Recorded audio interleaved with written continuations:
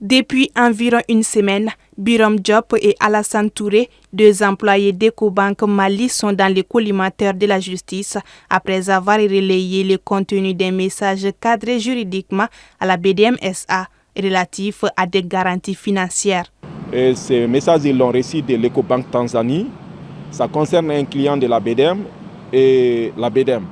Maintenant, comme la BDM ne pouvait pas recevoir directement le message, la banque qui a envoyé, ils ont envoyé à la banque Tanzanie Ecobank. Donc Ecobank Tanzanie a renvoyé le message à l'Ecobank Mali qui ont relayé l'information à la BDM. Après leur arrestation, les employés d'Ecobank avaient commencé depuis jeudi 6 mars 2025 un sit-in à la devanture de l'établissement en guise de soutien à leurs collègues arrêtés.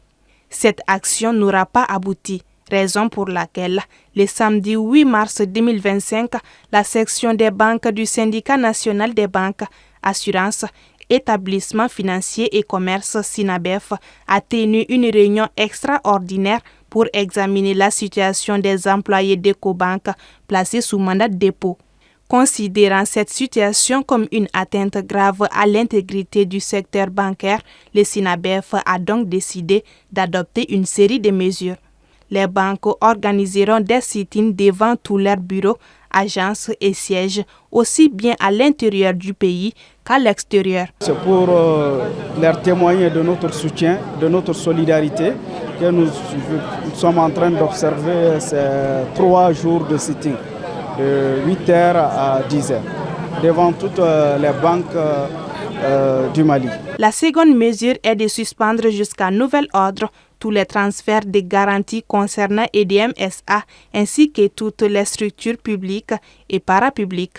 Par ailleurs, tous les travailleurs sont conviés à une assemblée générale extraordinaire ce jeudi 13 mars 2025 à la Bourse du Travail où d'autres sujets fâcheux seront abordés, nous a indiqué Amadoumba, secrétaire général du SYNABEF. C'est le sujet de Ibifarm, encore non réglé. 1 an et demi, les travailleurs sont dehors. L'autre sujet qui passe, c'est Baraka, Petrobama qui a licencié tous les syndicalistes. Ce n'est même pas Petrobama qui l'a licencié, c'est le juge. Et les gens concernés, c'est des pompistes qui n'ont peut-être maximum que 75 000 francs de salaire par mois. Le juge les condamne à payer 200 millions à Petrobama. Et c'est pour cela que nous disons, nous ne pouvons pas accepter certaines choses.